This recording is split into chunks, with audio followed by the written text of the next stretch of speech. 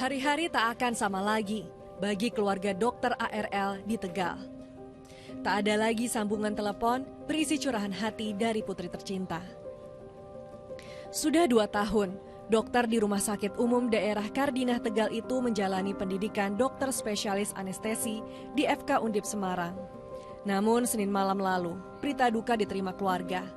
Usai diotopsi, jenazah korban dimakamkan pada Selasa dan kini dugaan bunuh diri ikut perundungan pun mengemuka. Dokter PPDS yang baru berusia 30 tahun itu dikenal santun dan memiliki etos kerja yang baik saat bekerja di RSUD Kardinah sejak 2019. Pihak RSUD Kardinah mengungkap korban pernah cedera saat bertugas di RSUP Karya di Semarang. Dari informasi yang bersangkutan dari keluarga yang dalam keadaan baik-baik saja, cuma beliau memang pernah mengalami cedera. Di ruang operasi itu beliau melakukan suatu aktivitas yang menyebabkan ada trauma di tulang belakang, cedera tulang belakang, dan telah menjalani operasi 2 kali. Operasi HNP ini namanya. HNP inilah yang mungkin menjadi pemberat beliau pada saat melaksanakan proses PPDS tadi. Di tengah investigasi dugaan perundungan di balik kematian dokter ARL, Ikatan Dokter Indonesia angkat bicara. Kondisi kesehatan mental mahasiswa calon dokter spesialis harus dievaluasi berkala. Pentingnya dukungan kesehatan mental selama pendidikan. Kami juga mendorong pembentukan pusat krisis trauma center untuk mengevaluasi kesehatan mental secara periodik para peserta pendidikan dokter dan dokter spesialis di institusi pendidikan kedokteran dan juga di rumah sakit pendidikan, kepada semuanya agar menghormati proses penyelidikan yang saat ini berlangsung. Universitas Diponegoro membantah dugaan perundungan di program studi anestesi tempat korban belajar. Namun investigasi tetap berjalan karena Kementerian Kesehatan telah menerima banyak laporan dugaan perundungan. Tim Liputan 6 SCTV melaporkan.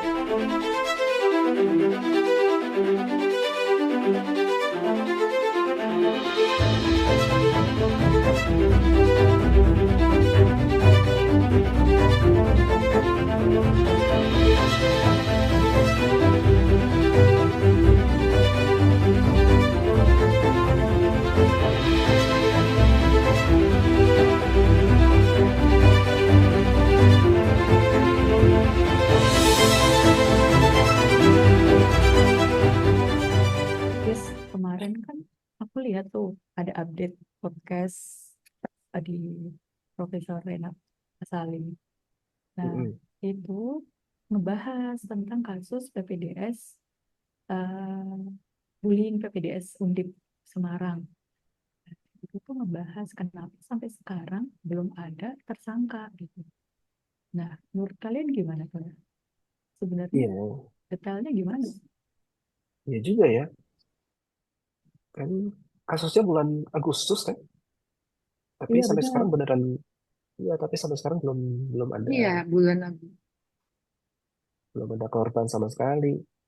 Dulu tuh kasusnya kayaknya heboh banget kan di sosial media, terus yang kayak wah ternyata kasus bullying di PPDS tuh gede banget gitu loh, banyak banget kasusnya, nggak cuma dokter Aulia aja, ya nggak sih? Iya, ternyata nggak dokter Aulia doang. Iya. Iya guys, jadi menurut berdasarkan data yang didapat dari Kemenkes, ada sekitar 1.000 laporan terkait bullying di lingkungan PPDS. Tapi setelah ditindaklanjutin ternyata ada sekitar 300 yang membuktikan benar-benar kalau itu merupakan kasus bullying. Banyak juga ya ternyata. Ya kan terbukti banyak kan, ternyata nggak cuma dokter Aulia aja yang kena kasus bullying, dan ternyata lingkungan yang berpendidikan tinggi itu nggak bebas dari bullying juga ternyata ya. Iya, nggak menjamin berarti ya. Padahal pasti secara dokter gitu kan. Mana dia Mm-mm. udah dari sisi kuliah kan berat gitu, dari pendidikan akademis, tapi masih ada bullying. Dan anehnya, maksudnya kenapa masih ada gitu loh, sebanyak dan sebanyak itu, dan nggak terungkap gitu maksudnya kalau nggak ada kasus ini gitu. Iya, kayak Iya, kasus Dokter Aldi ini jadi trigger nggak sih? Trigger iya, kalau ternyata banyak banget yang tersembunyi. Maksudnya kasus-kasus bullying yang terjadi pasti tidak hanya di lingkungan PPDS aja, di lingkungan lain tuh pasti ada. Tapi kalau tentang kasus ini tuh kayak membuka tabir gitu. iya benar. Satu kasus tuh kayak membuka semua masyarakat tuh jadi aware dan melihat ternyata lingkungan kedokteran pun nggak luput dari kasus bullying, praktik-praktik senioritas gitu ya. Ini Iya, dulu ditemukannya di kosnya kan ya, iya di Dokter kosnya, Aulia. betul. Iya Gimana sih betul. kronologi awalnya tuh? Jadi itu kan Iya, bisa pertamanya sampai bunuh diri tuh.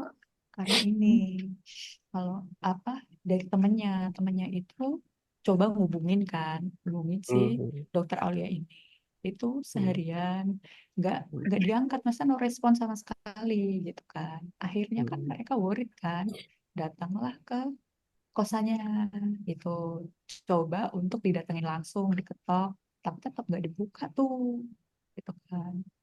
Nah akhirnya udah didobrak, nah ketahuan lah udah nggak bernyawa gitu. hmm.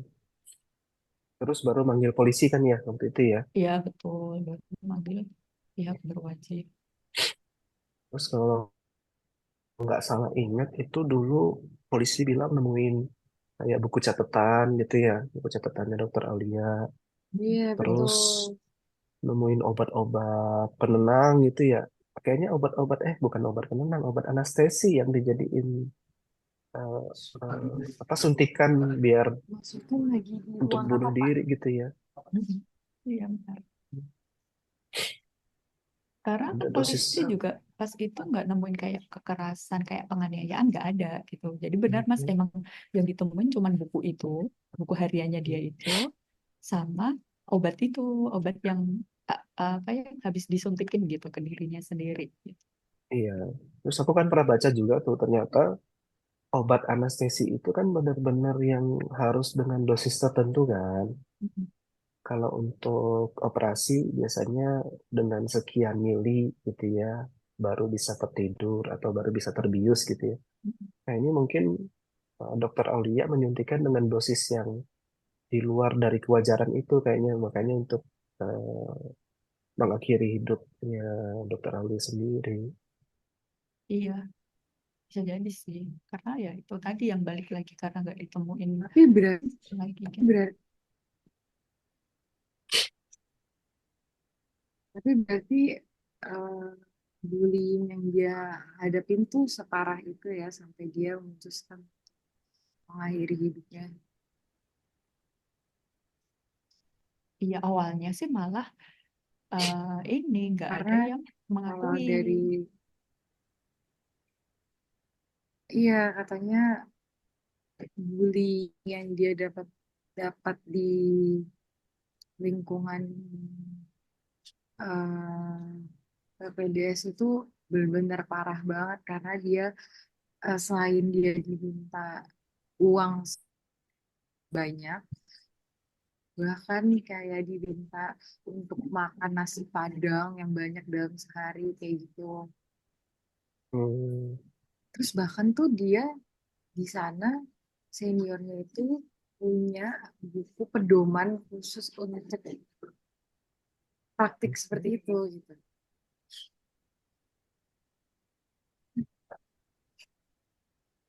iya, itu kan ada di catatan apa diary yang ditemuin polisi juga kan ya. Apa aja perlakuan-perlakuan yang nggak adil ke Dokter Aulia dan teman-temannya gitu ya, yang di apa di semester-semester awal kali ya. Jadi kayak hmm, tadi Mbak Asti ngomong juga kalau apa tadi? Kalau ada buku panduan senioritas juga ya? Iya, harus Ya ini, kayak harus itu gitu. aturan. Tapi kalau yang suruh makan 5 bungkus nasi Padang sekali makan dan harus di video ini tuh keterlaluan sih. Itu keterlaluan sih. dan Terus merusak mental kalau mungkin kalau aku ada jadi di posisi almarhum mungkin aku juga nggak kuat karena sangat itu fresh banget sih.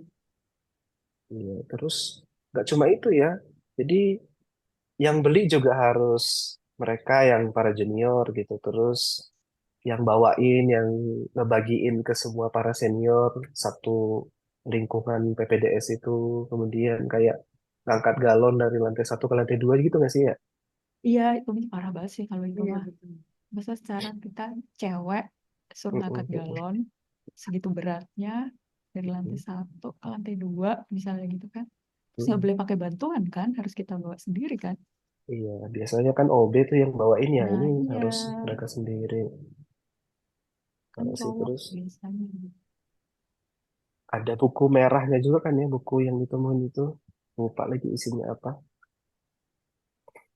Kayak aturan kalau kalau harus mematuhi apa yang senior minta.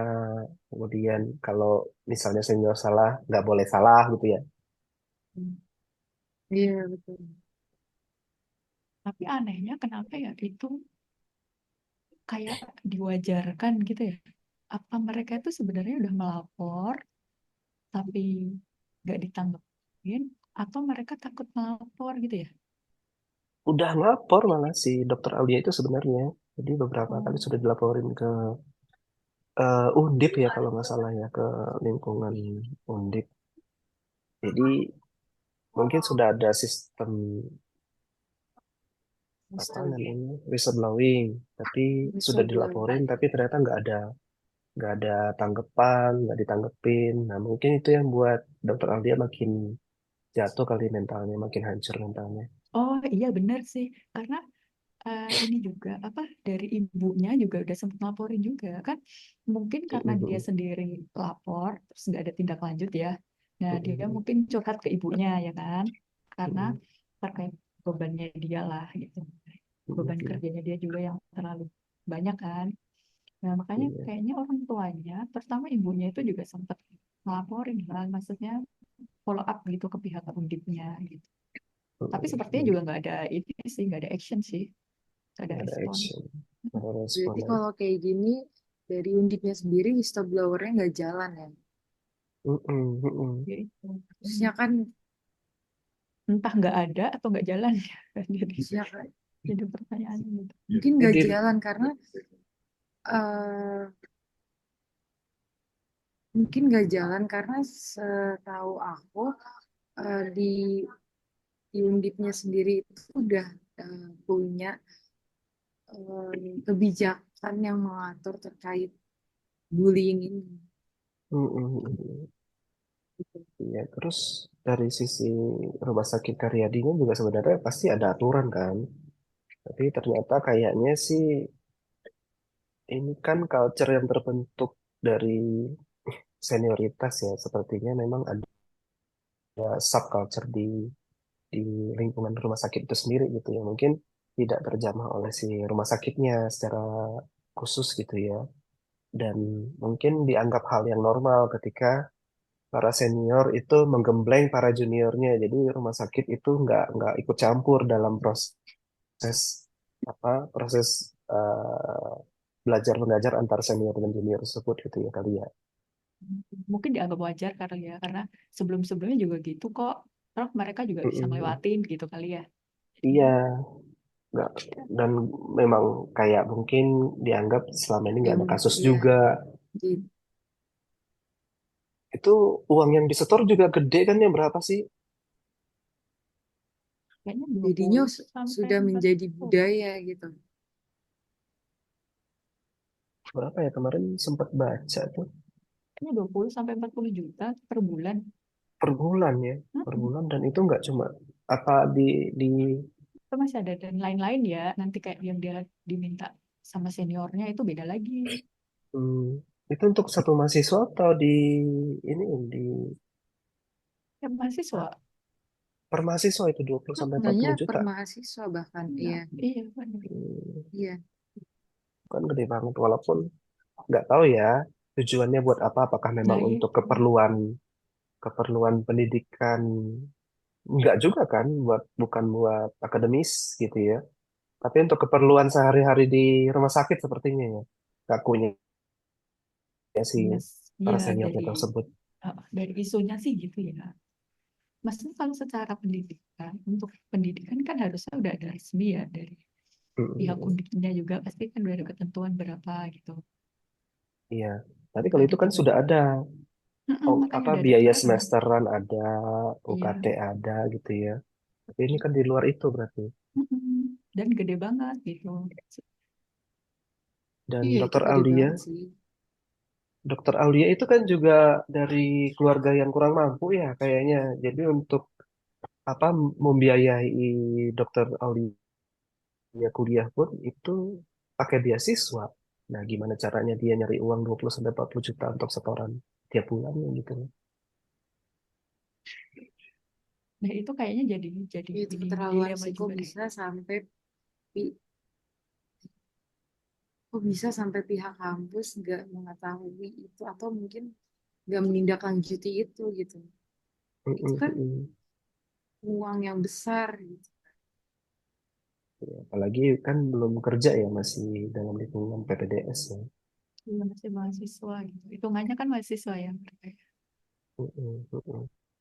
Bahkan ada rekaman suara telepon antara Dokter Aulia dan orang tuanya ya. Jadi dia Iya. ceritain sambil nangis sambil benar-benar nyeritain apa yang dia alamin kalau sehari kerja itu bisa 24 jam, masuk jam 1 malam gitu ya. Terus operasi yang nggak habis-habis. Jadi selain tekanan dari sisi pekerjaan juga, tekanan dari sisi senior juga gitu ya. Yang kayaknya buat dia tuh nggak tahan lagi gitu ya untuk Iya. jalaninnya. Iya, kayak seolah-olah dia itu nggak ada pilihan gitu loh, ya kan? Terus Iya. ditambah dia dapat beasiswa itu kan, LPDP ya. Nah, Mm-mm. kalau dapat beasiswa itu kan nggak bisa mengundurkan diri. Nanti kalau mengundurkan diri kan mereka kena denda tuh, harus Kena denda, kembalikan. Iya, 5 kali kayaknya deh. kena Jadi kan, denda terus dicabut lagi ya.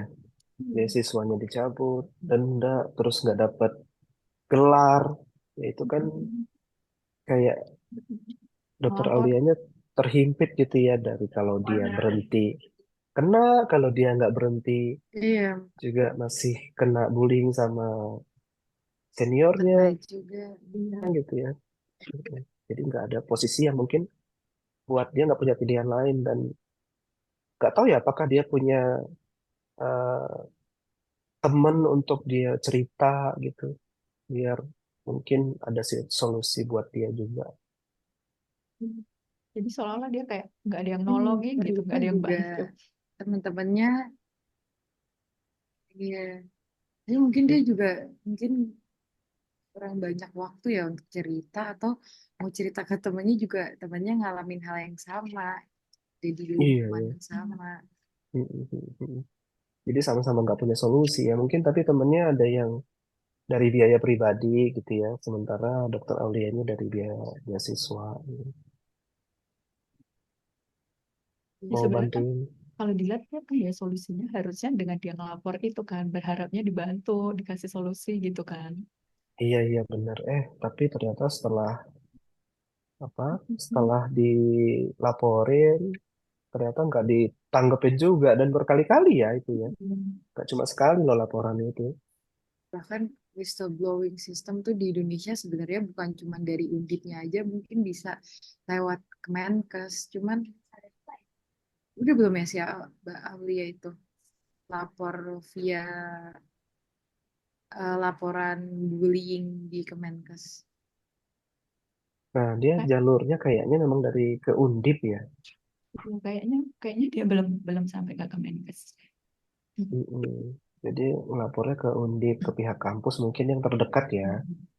Tapi dalam tekanan yang besar seperti itu, mungkin Dokter Aulia juga nggak punya pilihan banyak ya untuk melaporin.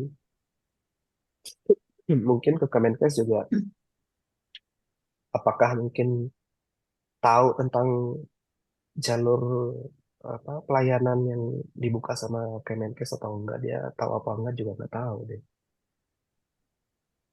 Terus maksudnya kan sebenarnya dia udah benar ya. Maksudnya di follow up-nya ke DIP emang udah benar ya internal. Mm-mm, mm-mm, Karena mm-mm. kan kalau ke Kemenkes juga sebenarnya kalaupun dia lapor kan belum tentu apakah bakalan divalidasi cepat. Secara lotnya dia Iya, juga pasti kan seluruh Indonesia gitu loh. iya, iya. Terus kan dulu yang awal-awal ditemuinnya apa jasadnya Dokter Aulia kemudian viral gitu ya, kan diklarifikasi tuh sama pihak Undip ya, dari Humas Iya, Undip. iya benar tuh. Iya, terus kok malah yang apa ngebantah gitu loh klarifikasinya. Ternyata Iya. Humasnya bilang kalau Dokter Aulia meninggal bukan karena tekanan bullying, tapi karena memang ada penyakit bawaan gitu ya. Karena Dokter Aulia punya penyakit apa katanya? eh Punggung ya, Mental saraf illness. terjepit, mental illness juga ya, Oh, saraf Iya oh, sebelum terjepit kayaknya. sebelumnya sempat jatuh benar. Mm-mm. Sebelumnya sempat Karena jatuh. mungkin disuruh angkat berat itu juga kali ya. Ya, bisa. Itu terus jadi bisa men-trigger. jadi. Karena dari awal kayaknya emang awalnya banget itu historinya emang sempat jatuh, ya kan? Hmm. Terus kayak jadi di apa ada bullying physically juga kan. Nah, itu jadi Mm-mm. men-trigger lagi gitu. Mm-mm. Ya, tapi disayangin banget sih kenapa malah pihak kampus yang udah pasti nerima laporan dari Dokter Aulia semasa hidup gitu ya. Kemudian ketika Justru mau uh, membantah ya. uh, Dokter Aulia meninggal malah ngebantah apakah kenapa itu dilakuin juga kan etikanya kemana gitu ya. Bentuknya. Ternyata setelah diselidiki kan pasti dilaporin tuh sama keluarganya ke polisi ya, sama ke Kemenkes. Iya betul. Baru deh diselidikin setelah kejadiannya viral. Dan ternyata kan terbukti emang karena bullying kan gitu. Harusnya kan Undip Iya. ya calm down dulu gitu. Apa namanya ya? Mm-mm. Jangan langsung reaksi kayak gitu ya harusnya karena kan belum mereka juga belum Iya. menyelidiki langsung detail seperti apa sebenarnya gitu kan. Mm-mm. Langsung Mm-mm. keluar statement kayak gitu. Iya, parah sih tapi itu. Iya. Dan kayaknya banyak banget ya apa pelanggaran etika yang dilakuin itu loh, nggak cuma dari sisi para Iya. seniornya, kemudian dari sisi undipnya, dari sisi Kan mana lagi tuh? sampai diberhentiin kan Mas. Masa kegiatan Dari belajar sisi mengajarnya kan PPDS-nya kan anestesi sempat PPDS. diberhentiin kan sementara Iya, iya, terus iya. izinnya si dekan juga diberhentiin tuh sementara. Mm-mm. Mm-mm. Karena hasil dari bantahan itu kan. Iya, Coba deh kalau kita ya kalau ngomongin dari sisi etikanya nih kayaknya ya kayak yang tadi Mas Tommy bilang banyak etika yang dilanggar dari berbagai eh, perspektif gitu kan. Ada dari mm, organisasinya juga kayak tadi membantah kemudian dari kampusnya sendiri berarti kan dia nggak menjalankan si whistleblowing system yang udah mm, dibuat mm, gitu. Terus mm, mm, mm. dari seniornya juga jelas pasti kan jadi eh, pelanggaran etika. Terus lagi juga dari sisi corporate governance-nya juga itu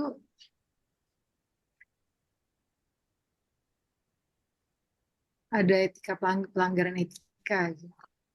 Mm. Iya, gimana kalau kita susun Nah, theoretical framework-nya dulu ya? kalau menurut Mas Tommy sama Mbak Ronika gimana? kalau menurut aku sih kalau dari organisasional kan pasti ada ya dia yang apa namanya dia tidak yang dia melakukan bantahan itu kan udah melanggar tuh ya kan. Hmm, Terus abis itu dari organisasionalnya itu yang termasuknya sih whistleblowingnya itu tuh hmm, kalau dari organisasional ya menurut aku ya. Iya, kayaknya banyak ya. Mungkin kita Mm-mm. ambil perspektifnya dulu deh. Mm-mm. Perspektifnya kayaknya kalau dari obrolan kita tadi ada beberapa ya. Pertama dari organisasi Dari gitu ya. 3 perspektif Iya. kali ya. Iya, Ya. kemudian tadi dari organisasi, lalu dari hmm, Iya, subculture-nya si organisasi. seniornya itu. Mm-mm. Betul. Kemudian kalau whistleblowing-nya itu kan berarti dari sisi kalau whistleblowing ini maksudnya ke organisasi ya, organisasi Iya, behavior organisasi. ya, Iya, kalau masuknya Betul. ke organisasi. Organisasi organisasi etik. ethics. Betul. Kalau code of conduct atau kode etik atau kayak apa komite etik itu adanya di GCG gitu kan, di Good Governance. Wah, Berarti kita ngambil dari perspektif itu dulu kali ya.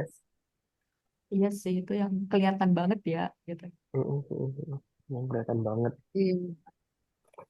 Ya, ya ini penting buat kita bahas karena ya biar jadi pelajaran juga sih bagi apa semua institusi gitu ya. Apalagi di lingkungan pendidikan dan ini kan lingkungan pendidikan dokter mungkin bisa jadi perbaikan lah buat semua institusi agar hal yang dialami oleh dokter Aulia itu tidak dialami oleh dokter-dokter spesialis yang lain gitu. Bahkan di organisasi-organisasi lainnya harusnya nggak ada lagi sih praktek bullying. Iya. Itu kan Iya, kalau di statistik Undip itu paling tinggi loh, paling banyak laporan bullying ya di PPDS ya. iya. Banyak yang masuk ke Dan Kemenkes kan, data Kemenkes ya. iya, Hmm. ternyata Kemenkes itu nerima banyak banget laporan, nggak cuma dari Undip, tapi universitas-universitas negeri ternama di Indonesia juga ngalamin hal yang sama. Tapi Undip Hmm. tuh ada di posisi yang tertinggi. Iya, maksudnya secara sekelas Undip, kan Undip termasuk top top universitas juga kan di Indonesia gitu. Iya, top 5 kayaknya dia lah. Iya, Iya. terus kenapa dia bisa kayak organizational dia nggak berjalan baik gitu, nggak sehat gitu? Kenapa dia nggak bisa me- menjalankan itu gitu, nggak bisa Mm, memanage gitu? Kan nggak mungkin dong dia nggak ada organizational etiknya, kan nggak mungkin ya.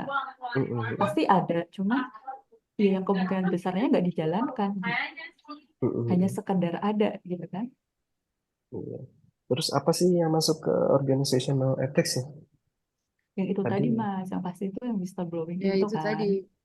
whistleblowing sistemnya nggak jalan di sana. Padahal eh, ya udah banyak platform yang eh, ditujukan untuk pengaduan perundungan atau bullying itu.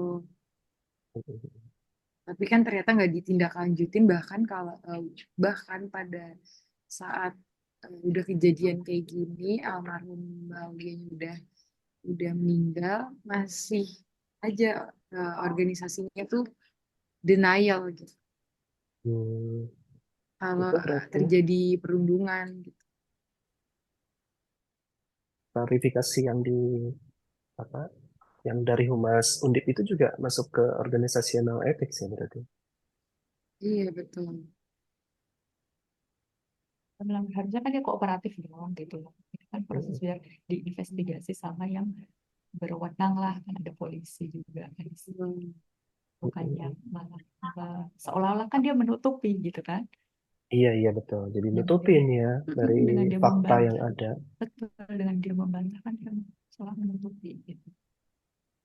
Iya. Terus kalau dari sisi senior juga Hmm. itu udah jelas-jelas sih Nah ya, pelanggaran etik kalau dari sisi senior itu nggak mungkin enggak karena kayak apa memperlakukan secara tidak adil gitu ya bagi bagi junior-juniornya itu udah jelas-jelas pelanggaran etik banget Iya, sih. di mana-mana di seluruh bagian dunia juga itu tidak akan pernah dibenarkan gitu kan. Iya benar sih.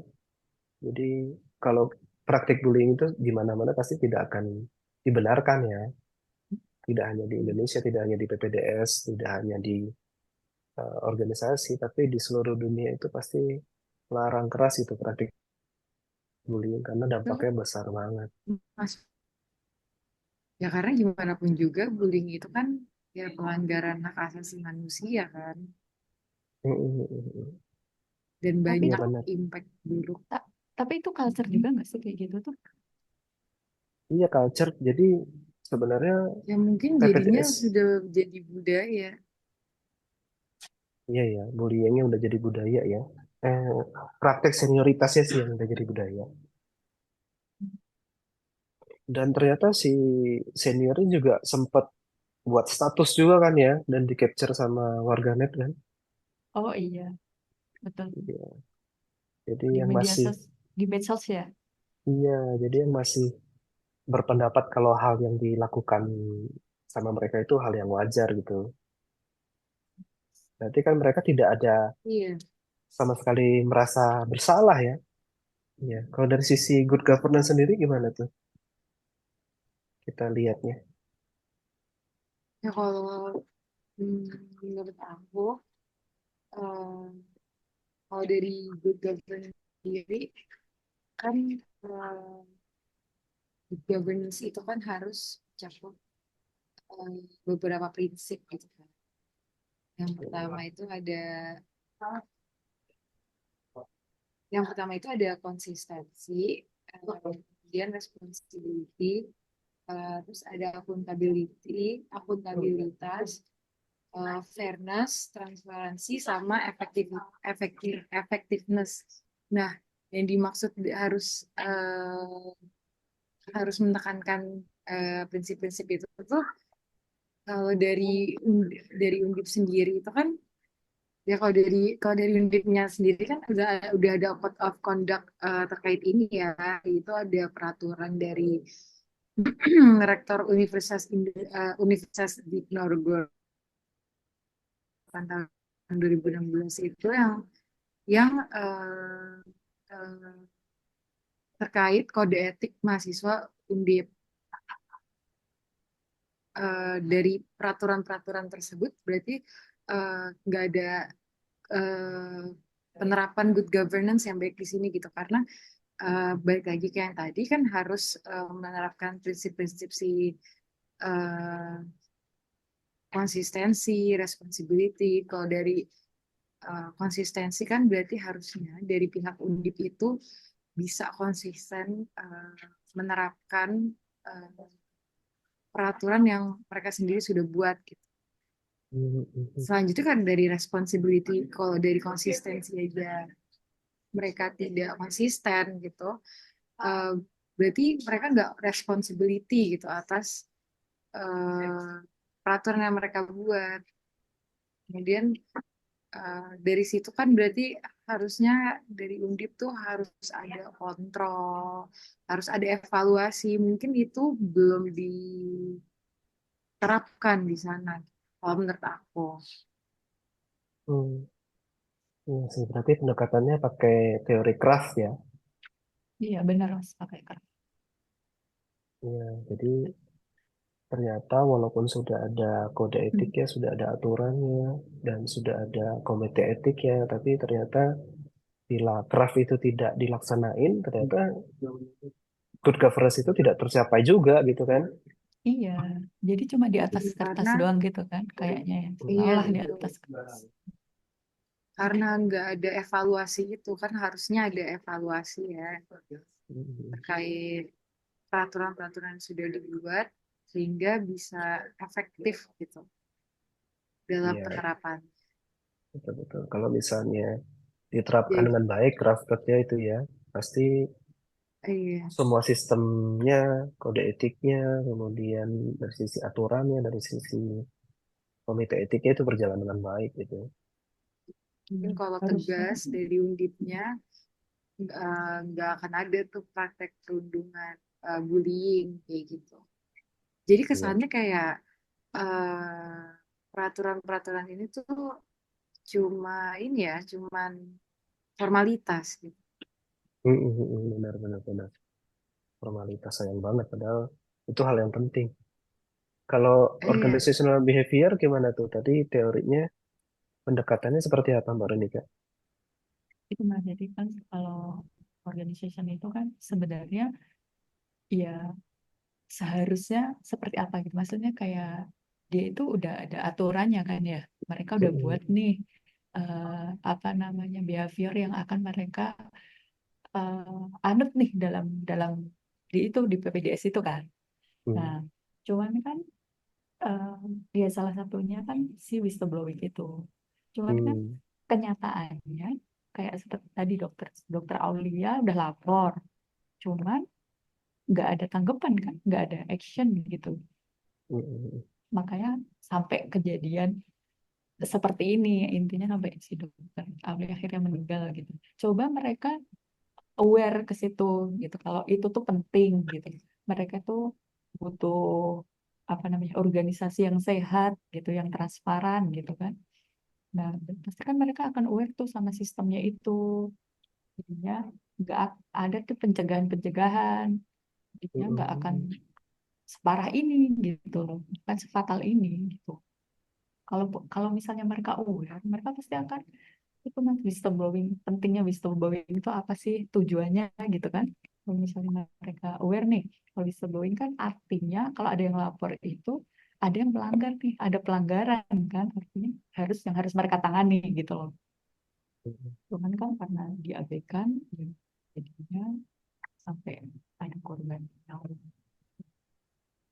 Ya, Saya, kalau itu tentang klarifikasi yang dilakuin sama Humasnya Undip itu gimana kalau teori etikanya? iya, kayaknya sih kalau kalau dari si humasnya mungkin ya dia kan tugasnya dia kali ya, dia merasa ya tugasnya dia sebagai bagian dari Undip untuk menjaga nama Hmm. baik Undip gitu kali ya. Nah, cuman Hmm. kan secara kalau dari perspektifnya secara luar, secara apa namanya umum gitu, kita dari pihak luar kan itu nggak benar gitu loh. Hmm. Kayak misalnya eh, kamu bicara yang tidak sebenarnya, menutup-nutupi gitu, istilahnya membohongi lah gitu Tapi loh. mungkin tapi mungkin Gimana? dari pihak Undipnya ya eh, mengalami ethical dilema ya yang kayak Mbak Runika Iya itu bilang tadi. dia Heeh. melindungi Kewajibannya dia kan dia merasa tugasnya nih gitu untuk ya menjaga nama baik kan, menjaga reputasi Undip gitu. Jadi mau nggak mau gitu harus melakukan bantahan itu. iya Iya, betul. jaga Mm, nama baik gitu ya. Kemudian mungkin betul. agar mahasiswa lain itu tidak takut mungkin juga ya Mm, masuk ke mm, apa ke mendaftar menjadi mahasiswa Undi bisa jadi juga ya. bisa. Benar tadi, jadi ada ethical dilema yang kuat itu pasti di humasnya dan apakah tujuannya itu memang seperti itu? Kalau misalnya tujuannya seperti itu tuh teorinya apa itu ya? Teori etikanya. Deontologi berarti itu mas kalau kayak gitu. Deontologi ya, benar ya? Deontologi Iya. sih maksudnya iya. Mm, kalau kayak gitu. Kalau Hmm. emang seperti yang kita ini ya kita asumsikan ya gitu. Hmm, hmm, hmm. Nanti itu masuk deontologi. Kayak gitu mas. Kalau deontologi itu dia mengabaikan apa sih? Ya, itu Moral ya. mengabaikan Dia justru konsekuensi. iya konsekuensi, betul betul betul. Konsekuensi. Mm, Jadi kalau konsekuensinya adalah sebenarnya banyak konsekuensi yang dia lakukan kan, harusnya dengan klarifikasi tersebut, tapi ternyata konsekuensi tersebut diabaikan nih sama pihak Humas Undipnya agar menjaga nama baiknya. Jadi tujuannya adalah ya. itu gitu ya, makanya cocoknya sebenarnya jadi deontologi ya. Mm, Walaupun kalau dari sisi virtu etik juga sebenarnya masih bisa masuk masuk nggak sih itu kalau virtu dari mm. kebajikan Kalau Virgo kan eh, enggak ya, nggak cocok Mungkin ya. masuk untuk seniornya. Oh iya benar, iya jadi masih seniornya. bisa. Mas senior gini. Nah, kalau senior ini juga banyak banget sih yang bisa kita lihat ya. Pelanggaran etiknya udah pasti. Kemudian dari eh, minta dari sisi mereka buat aturan sendiri di lingkungan mereka gitu ya. Yang tadi udah dibilang kalau itu adalah subculture yang sengaja dibuat gitu ya.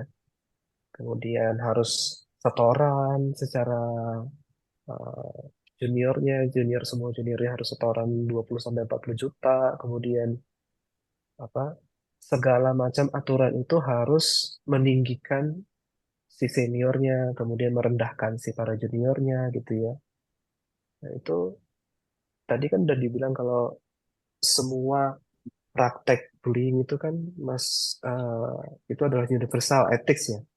Tapi kalau Iya. lebih dalam lagi kita bahas itu masuk virtu juga kali ya. Jadi si pihak apa si Mas, para seniornya itu sama sekali meniadakan etika kebajikan di dalam perilaku mereka gitu iya, ya. kebajikan. Iya, Mm-mm. mereka mengabaikan eh, nilai-nilai moral yang ada. Mm-mm. Terus apalagi dengan Dan pastinya dari seniornya ya eh, itu dia self egoism ya, self ethical egoism. iya benar-benar jadi self ethical egoism kayaknya masuk juga karena Oh iya. Dari perspektif apa ini ya, perspektif senior ya. iya betul Iya, perspektif senior karena apa apa ya namanya kalau semua yang dilakukan oleh para seniornya itu adalah untuk menguntungkan para seniornya aja gitu ya. Kecuali para juniornya itu juga mendapatkan keuntungan yang sama, tapi kan ini enggak ya, hanya dari pihak seniornya aja. Nah, jadi dengan apa yang dilakukan oleh para seniornya itu yang kayak jadi seolah-olah yang cuma nguntungin para seniornya, kemudian juniornya itu ngerasa dirugiin banget gitu ya dengan segala macam aturan yang dibuat oleh para senior itu sudah jelas-jelas masuk self ethical egoism sih menurutku. Kan harusnya jadi itu dia misalnya organisasi organisasi etik sama belajar nanti harusnya kan itu kena sanksi kan di para senior ini gitu. Dan kalau Mm, misalnya udah ada indikasi permohonan mereka pasti udah harus kena sanksi. iya iya. Tapi kan buktinya lama-lama nanti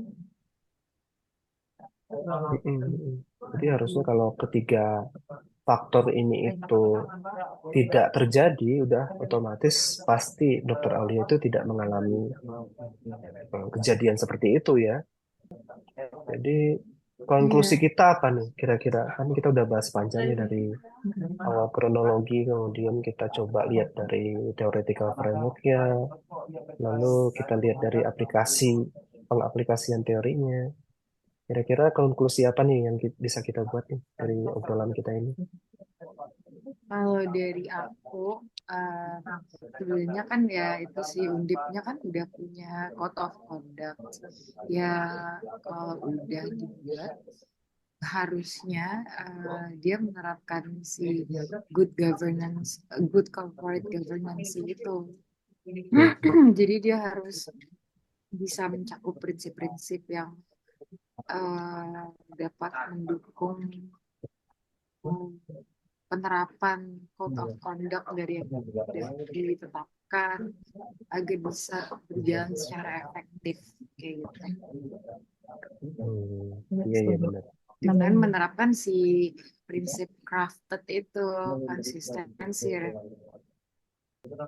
Kalau organisasi etiknya, etika organisasinya gimana tuh? Konklusinya. jadi sebenarnya setuju sih mas apa yang saya bilang gimana bekerja misalkan mereka udah punya tuh corporate objektif anggota misalnya itu yang mereka udah punya nah tapi jangan hanya punya tapi harus ditegakkan gitu loh nah Hmm. gimana caranya ya dikasih sanksi gitu loh dengan menegakkan kalau kita benar-benar ngikut dong comply ya ya udah itu ditegakkan kalau ada yang melanggar dikasih sanksi gitu kasih sanksi yang sesuai gitu. Jadi uh, untuk apa ya itu kan nanti juga membentuk culture kan. Jadi Hmm.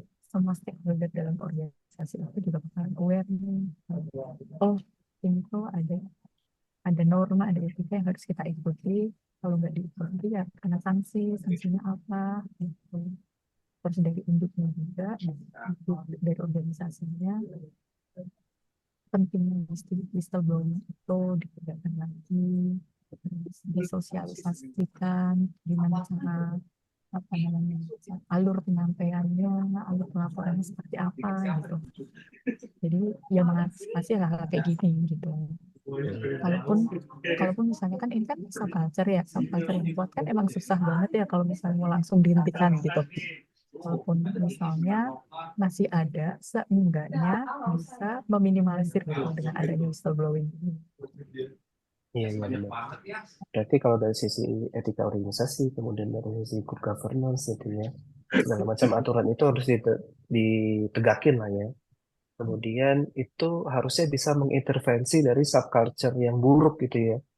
Nah, Jadi betul. subculture yang buruk yang diciptain oleh para senior itu harus bisa diintervensi oleh institusinya, baik dari Undip maupun dari Rumah Sakit Karya di Semarangnya, agar bisa apa sedikitnya ada sisi sisi pengawasannya lah buat para senior tidak melakukan hal itu kali ya kalau ada sisi senior ya. Jadi jangan Iya harus. sampai aturan yang dibuat oleh para senior itu tidak keterlaluan.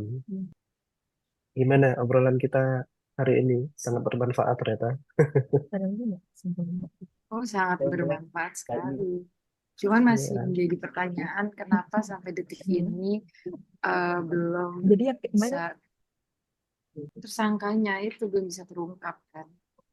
iya benar prasangkanya. Tapi mudah-mudahan lah kita doakan semoga eh, ada titik terang lah ya dalam kasus ini agar jadi pelajaran lah Iya, bagi institusi lain gitu ya untuk tidak melakukan praktek yang sama agar iya, tidak timbul lagi korban-korban lainnya lah minimal. Jadi harus sangat menjunjung tinggi etika organisasi, kemudian dari sisi good governance juga harus ditegakin gitu ya. Subculture yang diciptain oleh para senior yang hanya menguntungkan mereka juga harus ditekan gitu. Mungkin itu yang bisa kita iya. simpulkan sehingga jadi bahan uh, pelajaran bagi semua institusi gitu ya. Ya, mudah-mudahan ada titik terang deh untuk kasus Iya, Dokter nggak ada, Aulia. Semoga iya semoga mm, nggak ada.